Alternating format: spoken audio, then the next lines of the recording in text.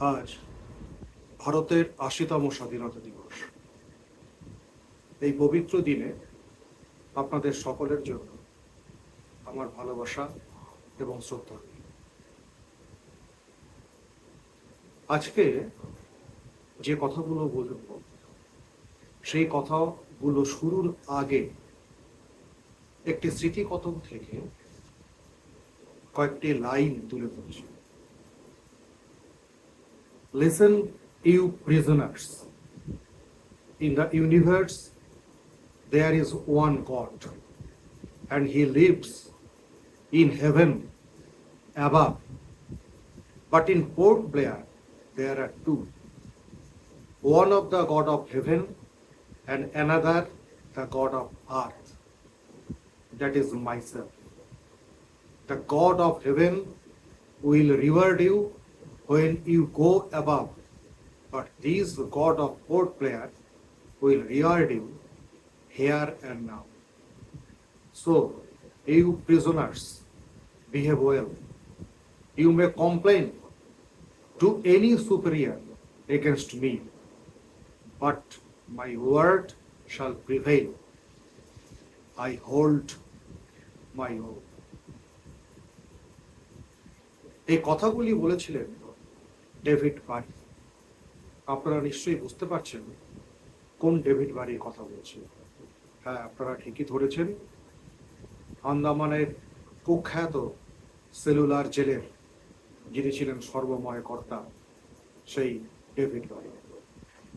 আর শুধু এই কথাগুলি বলা নয়, এই কথাগুলির সঙ্গে তিনি বন্দীদের ওপর চালাতেন অকথ্য অত্যাচার। তার অত্যাচারে উল্লাসকর দত্ত পাগল হয়ে গিয়েছিল। মাত্র ২৫ বছরের তরতাজা ইন্দুভূষণ রায় গায়ের জামা কাপড় পেঁচিয়ে আত্মহত্যা করেন। পণ্ডিত রামরক্ষা অনশনে বসে শহীদ হন। সর্দার ভান সিংকে পিটিয়ে হত্যা করা হয়। অনশনরত মহাবীর সিং, মোহিত মৈত্র, মোহন কিশোর নমদাসকে জোর করে খাওয়ানোর চেষ্টার সময় গলায় তাদেরকে খাবার আটকে মারা হয়। এই রকম প্রচুর উদাহরণ আরো দেওয়া যায়। ব্রিটিশ ভারতের সবচাইতে কুখ্যাত যে জেল, সেই আন্দামানের সেলুলার জেল এতটাই কুখ্যাত ছিল যে সেখান থেকে পরিত্রাণের কোনো উপায় ছিল। এমনিতেই দেখুন, আন্দামান একটা অদ্ভুত দ্বীপপুঞ্জ। এখানে মোট ৫৭২টি দ্বীপ রয়েছে। তার মধ্যে বর্তমান সময়ে মাত্র ৩৭ থেকে ৩৮টি দ্বীপে মানুষ রয়েছে। কিন্তু একটা সময় ছিল যখন সেটাও ছিল। এখানকার দ্বীপগুলোতে বাস করত সেন্টিনেল, জারোয়া, ওঙ্গি, আন্দানামিজ, সম্পেন এবং নিকোবরিসদের মতো মানুষের। আন্দামানেই প্রথম পেনাল সেটেলমেন্ট তৈরি হয়েছিল ভারতবর্ষের, এবং সেটা তৈরি হয়েছিল ১৭৮৯ সালে। তার আগে অবশ্য ভারতবর্ষে যদি মায়ানমারকে আমরা সেই সময় ধরি, তাহলে মায়ানমারও একটা পেনাল সেটেলমেন্ট সেই সময় ছিল। কিন্তু ১৭৯৬ সালে এই সেটেলমেন্টটা, যেটা ১৭৮৯-তে তৈরি করা হয়, সেটা পরিত্যক্ত হয়েছিল। নতুন করে পেনাল সেটেলমেন্টের একটা আইডিয়া, সেই ব্যাপারটা আসে যখন ১৮৫৮ সালে সিপাহী বিদ্রোহ হলো। সেই সিপাহী, যেটাকে আমরা মহাবিদ্রোহ বলছি, তারপর সিপাহী বিদ্রোহে অংশ নেওয়া ২০০ সাজাপ্রাপ্ত বন্দীকে দিয়ে শুরু হয়েছিল দ্বিতীয় দফার পেনাল সেটেলমেন্ট। সিপাহী বিদ্রোহের পর থেকে স্বাধীনতা আন্দোলনের তীব্রতা বাড়তে শুরু করেছিল আমাদের দেশে। ওয়াহাবি আন্দোলন, রুম্পা বিদ্রোহ, বার্মিজ আন্দোলন, মপলাহ বিদ্রোহ, খিলাফত আন্দোলন ইত্যাদি হয়ে সশস্ত্র বিদ্রোহ শুরু। বাংলা সেই আন্দোলনে অগ্রণী হলেও দেশের অন্যত্র তার অভিঘাত হয়েছে। স্বাভাবিকভাবেই ব্রিটিশদের চোখে এই সমস্ত আন্দোলনকারীরা ছিলেন ঘৃণ্য অপরাধী। সুতরাং দমনপীড়ন চলবে, এটা কথা বলাই বাহুল্য। আর সেটা করতে গেলে আন্দামানের পেনাল সেটেলমেন্ট ছাড়া উপযুক্ত আর কি হতে পারে। সুতরাং পাঠাও এদের কালা পানির উপর। প্রয়োজনে পরিবারের লোকদেরকেও দণ্ড দেওয়া। আন্দামানে সাজাপ্রাপ্ত এরকম 258 জন মল্লাহ বিদ্রোহকে চাষের জন্য জমি দেওয়া হয়, যাতে মূল ভূখণ্ড থেকে আসা তাদের পরিবারে 468 জনের গ্রাসাচ্ছাদন সম্ভব হতে পারে। আরও 272 জন পুরুষ এবং 31 জন মহিলা এলেন ভারতের বিভিন্ন প্রান্তের কারাগার থেকে। মহিলারা নিজেদের পছন্দে বিয়ে করে সেখানেই থেকে গেলেন। এভাবেই বাড়ছিল আন্দামানের তদানীন্তন জনসংখ্যা। 1858 সালে দ্বিতীয় দফার সেটেলমেন্ট তৈরি হওয়ার 3 মাসের মধ্যে সেখানে 773 জন বন্দীকে আনা হয়েছে। সেলুলার জেল তৈরির আগে সেই সংখ্যাটা দাঁড়ায় 16,106। অবশ্য এই যে 16,106 বললাম, এই 16,106-এর মধ্যে কিন্তু বন্দীদের পরিবারের সদস্যদেরকেও করা হচ্ছে। তাহলে এমনিতেই যে আন্দামান একটা ন্যাচারাল যেটা কারাগার বা স্বাভাবিক কারাগার আমরা বলতে পারি, সেই আন্দামানের সেলুলার জেল তৈরির ব্যাপারটা কেন ব্রিটিশদের মাথায় গেল? এমনিতেই তো মূল ভূখণ্ড থেকে আন্দামান অনেকটা দূরে। আকাশপথে কলকাতার থেকে তার দূরত্ব 1100, আর চেন্নাই থেকে 1000 কিলোমিটার। তার সমুদ্র পথে কতটা বোঝাই যাচ্ছে। আর জল এখানে এতটাই নীল যে দূর থেকে তাকে দেখে কালো, সেই জন্য এর নাম কালা পানি। সেলুলার জেল তৈরির আগে এই সমস্ত বন্দীরা যাদের কথা বললাম, তারা থাকতেন কোথায়? তারা থাকতেন ভাইপার। এই দ্বীপটি ছিল স্বাভাবিক কারাগার। 1864 থেকে 1868 পর্যন্ত তৈরি হয়েছিল জেলটি। পুরুষদেরকেই সেখানে রাখা হতো এবং পরবর্তীকালে যেটা বললাম যে মহিলারাও সেখানে আসতে শুরু করবে। এখন এই সেলুলার জেলের তৈরির ব্যাপারটা মাথায় এলো কখন? যখন ব্রিটিশরা বুঝতে পারলো যে এমন রাজনৈতিক বন্দী বা এমনভাবে রাজনৈতিক বন্দীদেরকে আটকাতে হবে যাতে যারা মূল ভূখণ্ডের সঙ্গে তারা সম্পূর্ণ সম্পর্কবিহীন হয়ে পড়ে। একমাত্র সম্পর্কবিহীন হয়ে পড়লে এই বন্দীদের পক্ষে সাধারণ ভারতবাসীর মগজ ধোলাই, আমি শব্দটা ব্যবহার করছি, সেই মগজ ধোলাই করা সম্ভব হবে। সুতরাং সেলুলার জেল তৈরি হবে। কেরলের কুন্নুরে এক বিশেষ মিটিংয়ে ঠিক হলো সেলুলার জেল। মোটামুটিভাবে তার গঠন, সেল সংখ্যা, সেলের মাপ ইত্যাদিও ঠিক হয়েছিল। সুতরাং আন্দামানে একের পর এক বিশেষজ্ঞ দল আসা শুরু হলো। অবশেষে 1890 সালে স্যার চার্লস জেমস লিয়াও এবং ডক্টর আলফ্রেড সেইন লেথব্রিজের কমিটির একটা রিপোর্ট গৃহীত হয়। সেই রিপোর্টে বলা হয়েছিল কট্টর অপরাধীদের বাগে আনবার জন্য ন্যূনতম 6 মাসের আলাদা বিষয়ে জোর দেওয়া হবে।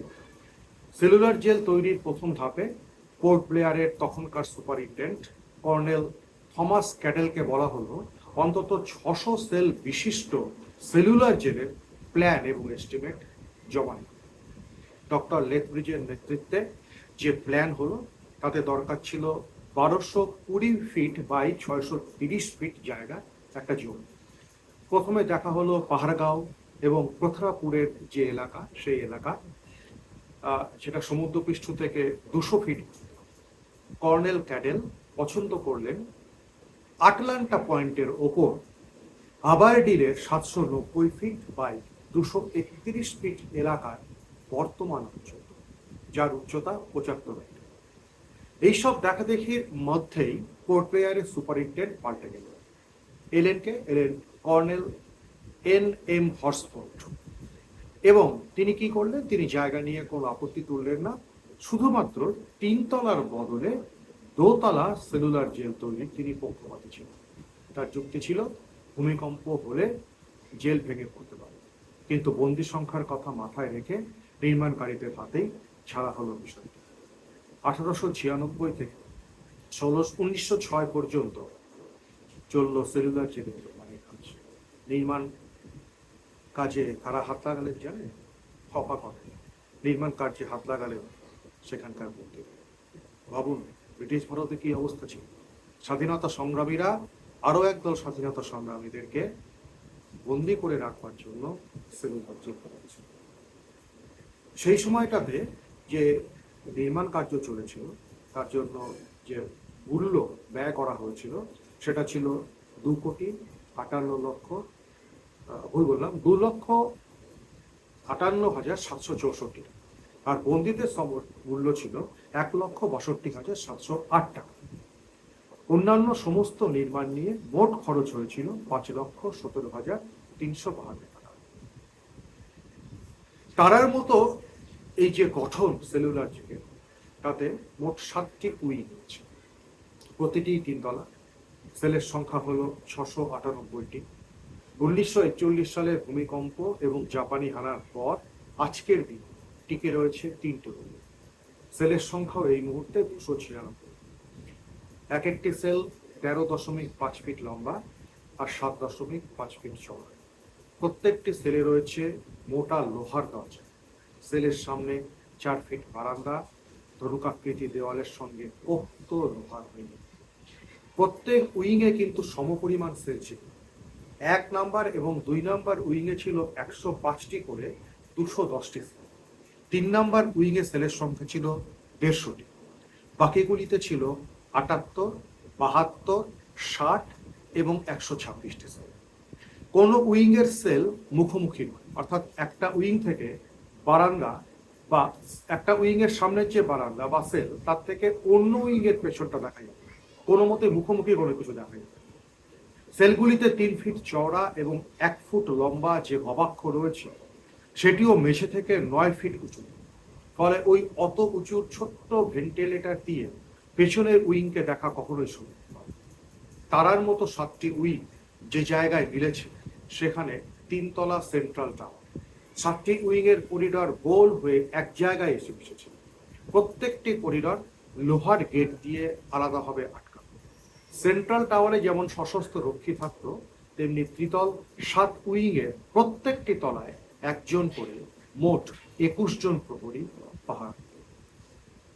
প্রতিটি উইংয়ের সামনের যে ফাঁকা জায়গা, সেখানে কয়েদিদেরকে কাজে লাগানো হতো। নারকেল থেকে তেল বের করা ছিল মূল কাজ।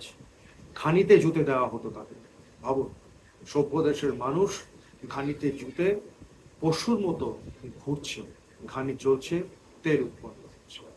সারাদিনে নির্দিষ্ট পরিমাণ যদি তেল উৎপন্ন না হতো, তাহলে যে অত্যাচার যুক্ত তা ছিল অবর্ণনীয়।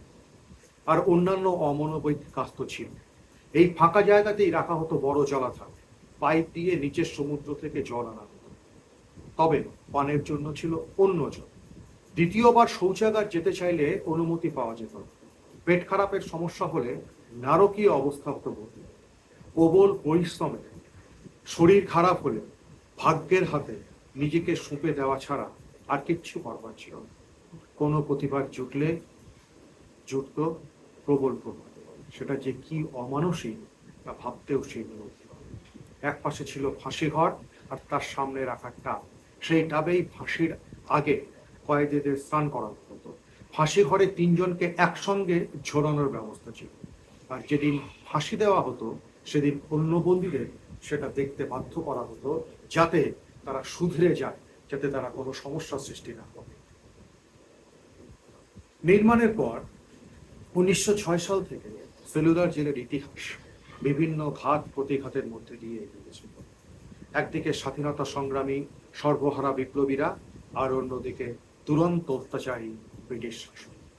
মূলত 1908 থেকে 1914, 1916 থেকে 1920 আর 1932 থেকে 1938, এই 3 পর্যায়ে এই সংগ্রামীরা এখানে এসেছেন। তারা নিজেরা যেমন কষ্ট সহ্য করেছেন, হাসি মুখে ফাঁসির দড়িতে তারা মৃত্যুবরণ করেছেন এবং ব্রিটিশদের ঝুঁকতে তারা বাধ্য করেছেন। তাদের 2 বারের অনশন সমগ্র ভারতবর্ষের দৃষ্টি আকর্ষণ করেছিল। দ্বিতীয়বার স্বয়ং রবীন্দ্রনাথ ঠাকুর এবং মহাত্মা গান্ধীর অনুরোধে তারা অনশন তোলে। তাদের লাঞ্ছনার কথা জেনে সারা দেশে এমন আলোড়ন সৃষ্টি হয় যে শেষ পর্যন্ত ব্রিটিশরা পিছু হয়। দফায় দফায় বন্দীদের মূল ভূখণ্ডের বিভিন্ন জেলে পাঠানোর কাজ শুরু হয় এবং সেলুলার জেল শেষ পর্যন্ত বন্দিমুক্ত হয় 1938 সালে। তবে 1942 সালে সেলুলার জেল সহ আন্দামান চলে গিয়েছিল জাপানিদের। শুরু হয় অবিচারের আর এক ইতিহাস। ইংরেজদের চর সন্দেহে একের পর এক মানুষকে ঢোকানো হয় জেলে, চলে অত্যাচার। 1943 সালে জাপানের হাত থেকে আন্দামানের দায়িত্ব আসে আজাদ হিন্দ ফৌজের হাতে। 29শে ডিসেম্বর নেতাজি সুভাষচন্দ্র বসু আসেন আন্দামানে। জিমখানার মাঠে 30শে ডিসেম্বর তিনি ভারতের জাতীয় পতাকা তোলেন। 1945 সালের 7ই অক্টোবর আবার ব্রিটিশরা আন্দামানের দখল। দ্বিতীয় বিশ্বযুদ্ধে পতন হয় জাপানিদের, কিন্তু আর বেশি দিন ব্রিটিশরা আন্দামানকে নিজেদের দখলে রাখতে পারে। 1947 সালের 15ই আগস্ট সারা দেশের সঙ্গে আন্দামানও স্বাধীন। স্বাধীনতার পর থেকে সেলুলার জেলকে জাতীয় স্মারক তৈরির চেষ্টা চলে দফায় দফায়। X Andaman political prisoners fraternity সার্কেলের সেই প্রচেষ্টা সফল হয় 1963 সালে। সেলুলার জেলকে জাতীয় স্মারক ঘোষণার সিদ্ধান্ত হয়, কিন্তু কাজের কাজ শেষ পর্যন্ত কিছুই হয়। শেষ পর্যন্ত 1978 সালে x Andaman political prisoners fraternity সার্কেলের সদস্যরা তদানীন্তন রাষ্ট্রপতি সঞ্জীব রেড্ডি এবং প্রধানমন্ত্রী মোরারজি দেশাইয়ের সঙ্গে দেখা হবে। কাজ হয় 1979 সালের 11ই ফেব্রুয়ারি মাননীয় মোরারজি দেশাইয়ের উপস্থিতিতে সেলুলার জেল জাতীয় স্মারকের মর্যাদা। সময় এবং জীবনের রসিকতা কোথায় জানে? মানুষ ভাবে এক, হয় এক। এর চাইতে বড় রসিকতা আর কিছুই হতো না। ফলে ভারতের এক কুখ্যাত জেল হয়ে উঠেছিল স্বাধীনতা সংগ্রামীদের মুক্তিতীর্থ। একই রকম ভাবে আর এক মুক্তিতীর্থ রয়েছে আমাদের রাজ্যে। এই মুহূর্তে সেটি আলিপুর মিউজিয়ামে পরিণত হয়েছে।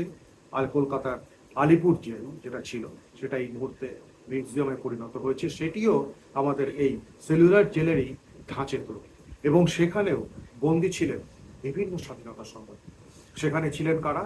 সেখানে ছিলেন নেতাজি সুভাষচন্দ্র বোস, পণ্ডিত নেহেরু, ডক্টর বিধানচন্দ্র রায়, কাজী নজরুল, এই সমস্ত বরেণ্য মানুষ। প্রবল অত্যাচার, অকথ্য অত্যাচার, তা সত্ত্বেও কিন্তু দমে যাননি সেদিনের সেই মুহূর্ত।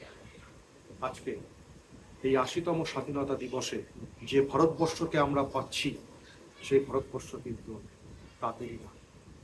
আমাদের দুর্ভাগ্য, আমরা এই পড়ে পাওয়া 14 আনার মতো এই যে আমাদের স্বাধীনতা, সেই স্বাধীনতার তাৎপর্য আজও বোধহয় বুঝে উঠতে পারি।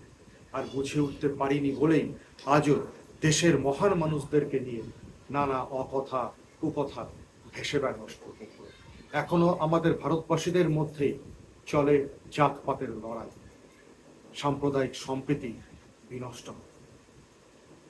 যদি আমরা সত্যিই ভারতবাসী হই, যদি আমরা সত্যিই স্বাধীনতার মূল্য বুঝি, যদি আমরা সত্যিই আমাদের স্বাধীনতা সংগ্রামীদের শ্রদ্ধা করি, তাদেরকে যদি আমরা হৃদয়ে রাখি, তবে আমাদের প্রত্যেকের উচিত এমন এক ভারতবর্ষ গড়ে তোলা যেখানে প্রত্যেক মানুষ সমমূল্য পাবে, প্রত্যেকে সমমর্যাদা পাবে।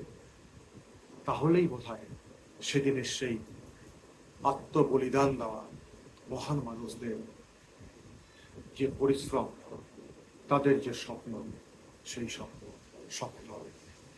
প্রত্যেকে ভালো থাকবেন। 80তম স্বাধীনতা দিবসের শুভেচ্ছা প্রত্যেকের জন্য।